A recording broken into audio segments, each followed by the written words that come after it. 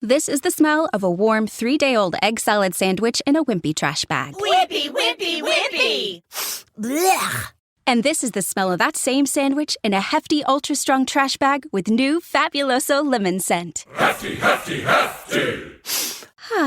Smell the difference? When life gives you stinky, get Hefty Ultra Strong with new Fabuloso lemon scent. It smells like clean, freshly picked lemons. So no matter what's inside your trash, you can stop the stink and smell the lemon. This is the smell of the leftover tuna fish sandwich you left in your lunchbox over the weekend in a wimpy trash bag. Wimpy, wimpy, wimpy! Blech! And this is the smell of that same sandwich in a Hefty Ultra Strong trash bag. Hefty, hefty, hefty! Smell the difference? Hefty Ultra Strong has Arm & Hammer with continuous odor control, so no matter what's inside your trash, you can stay one step ahead of stinky. And for bigger jobs, try the superior strength of Hefty Large Black Bags. Hey, what's going on? This is Tyler with Black Diamond Softball and Fitness, and I've got a brand new episode of the Foul Pole to Foul Pole podcast for you. Recently, I was doing some research, and I was talking to some different coaches, and I was trying to get some different opinions on passing the eye test and what do the analytical numbers truly mean in today's game. So the conversation kind of started with, are we still looking at athletes that only pass the eye test, and do numbers really matter that much? Or are you looking at numbers and then comparing that to the eye test to see if they add up? And I know from personal experience, there's not very many girls that train for the events that are tested at camps, showcases, combine events, stuff like that.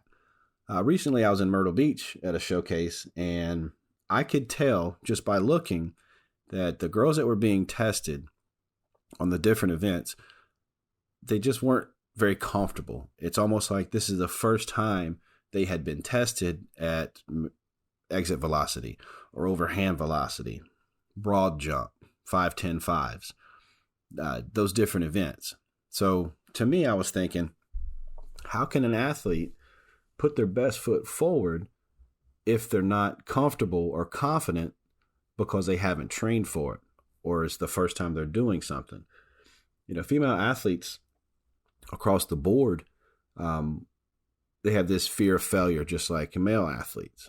Well, with softball players, I have two of my own, so I know from personal experience talking with them about confidence.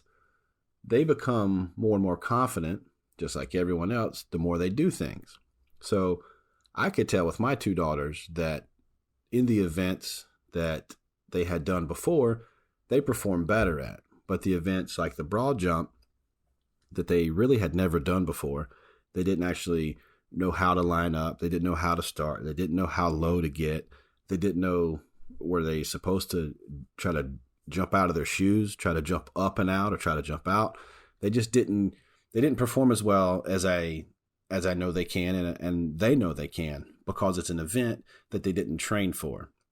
So talking with coaches, comparing these girls, their numbers over time is the best way for them to get accurate numbers. So a lot of coaches, they want to see you passing the eye test. They want to see this level of finesse on the ball field. Can you make the plays, essentially? Can you make all the plays that a shortstop needs to make to play D1 or D2? Can you make all the plays that a catcher needs to make, whether it's D3, D2, D1, whatever those plays need to make? Where do you stack up as far as your abilities against someone else's abilities? One way that they're doing that now is taking their eye test and comparing it to the numbers that they're getting at the combine. So when you go to a camp and there's an event where they're measuring pop times, and they do it a few different times, they run them through it a couple of times to get like an average. And then in the scrimmage games or the scenario type games and stuff, they're going to put that information that they got from the combine to the test and see if their numbers are lining up to the eye test. So with the different events that are going on, if girls only train their pop time just a little bit at a practice, hey, let's throw a couple down, but they're not actually putting in the effort and going max out, during their practices or at home or whatever. And then all of a sudden they're at a camp. And it's like, hey, I want you to do the best you can possibly do. The body just isn't going to catch up to it. You can do a couple, maybe one or two that's like a fluke and, hey, wow, that looked awesome. But if you're not maxing out that drill or that skill set, but just a few times, you're not going to be as good at it as if you trained for it. Like, hey, we're trying to get the best number, and it's something that you can measure over time. And it's not just something you get measured like once at a camp or once at a showcase, or that there's coaches that are going to be at this tournament, so you do it for this one. If you can train for it week in and week out, your numbers are going to get better. If you're an athlete and you're working your butt off and you're trying to go to college and you're trying to play at the next level, this is something that you can look at. You're going to get better at it because you're working towards it. Whether it's your exit velocity or if it's your overhand throw velocity, if you can measure that and you get a number, and then you can train and then you come back and measure it again, you know what you were before, and human nature, you're going to want to beat that number again. So you're going to train for it. In my recent episodes of the podcast, we were talking about setting short-term goals and how those can affect your intermediate and long-term goals. So we have this long-term goal of playing ball at the next level, whatever your scenario is, whether it's D1, D2, JUCO, whatever. That's your ultimate end goal. Before you get there, we have these short-term goals that we can set right now. So this week, short-term goal is I'm going to start working on my pop time, or I am going to focus on my exit velocity.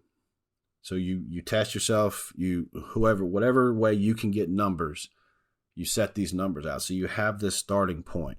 So you set a goal of this week or over the next month, I'm going to train to improve my numbers. And then you test yourself. Then you go to a camp. It's not the first time you're doing this event. It's not the first time that this is happening for you. You go into it with a little bit more confidence because you've prepared for it. We've talked in the past, about my confidence needs to come from my preparation. All my prep work is what leads me to be confident in the event that I'm about to do. Just like we talked about in the game, you can only control so much, your attitude and your effort, right? You can smoke a ball and then the left fielder makes a great play on it. You could drive a ball down the line and the third baseman sticks her glove out and makes a play on you. It's not that you did wrong. It's not that you played bad. It's not that you suck. It's you did your job, she did her job. So if we only take our confidence from the results, sometimes the results may vary. Sometimes they're out of our control.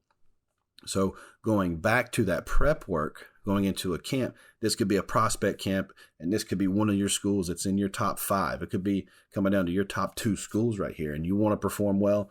You want that offer letter, and you've been working your butt off to do as good as you can to pass the eye test. Well, now it's coming down to the measurables, my vertical, my 5-10-5, my pop time, my home to home, whatever it is that you're getting measured. You've put the work in to pass that measurables test. You can pass the eye test, but when it comes down to it, and we're going to compare number to number with you and another athlete, what's going to separate you? Well, what's going to separate you is you've put the work in to do as good a job as you possibly can on these events. You've been doing your 5-10-5 to show your explosiveness, to show your quickness, to show off your hips. You've busted your butt to get your pop time down from, it was around 2, now it's right around 1.8. You've actually consciously tested yourself over time. What works for me? Not just getting the ball down there somewhere close that the shortstop's going to be able to make a play for me, or the third baseman, or pick off at first. But what is something that I can do time in and time out? I have trained for this, and this is what makes me go from 2 seconds to 1.8. When I do this, I'm at 1.95, but when I do this, I'm at 1.8. They're measuring me. I need to show them as fast as I possibly can, so this is what I'm going to do. I've prepared for this event. I've trained for this event. They're measuring me. These are the numbers that are going to stick with me until I get tested again by these same people. So focus on the on-the-field stuff, the eyeball test, all that stuff. But when it comes time to put your numbers against someone else's numbers, don't let it be the first or second or third time you're doing an event, because you're not going to be able to perform it the best you can. You're going to have more confidence because you've prepared yourself for that event by busting your butt when no one is watching. So figure out what events are going to be going on at this showcase or this camp, or what this school looks for. These are the numbers you have to be. These are the numbers you have to touch. Whatever it is, do your research and then start training for it. Because the difference between you and her passing an eye test and you and her having the same measurable numbers is you busting your butt when she's not. So everything could be the same between you and her, and then all of a sudden your measurables jump off. Your broad jump is 10 inches longer. Your 5-10 5 time is 2/10 quicker. Your exit velocity is 2 or 3 mile an hour better. Your overhand throw velocity is 2 or 3 mile an hour better. It's not that you're a better athlete. It's just you've trained for this. You've studied for it just like a test, and you've performed better when it mattered. And that's the difference sometimes, especially in today's world where everything is about analytics. So I hope I brought some focus to the measurable side of it, how to perform better at a showcase or at a camp. It's not just the eye test anymore. It is the analytical stuff. So hope you got something out of that. If you did, awesome. If you think one of your friends might get something out of it, make sure you share it with them and you tell them you love them.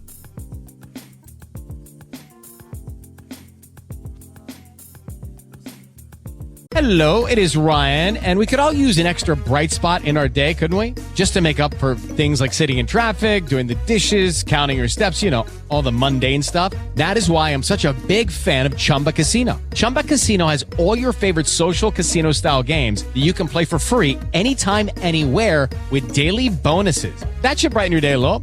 Actually, a lot. So sign up now at ChumbaCasino.com. That's ChumbaCasino.com. No purchase necessary. VGW Group. Void where prohibited by law. See terms and conditions. 18+. Okay, round two. Name something that's not boring. A laundry? Ooh, a book club. Computer solitaire, huh? Sorry, we were looking for Chumba Casino.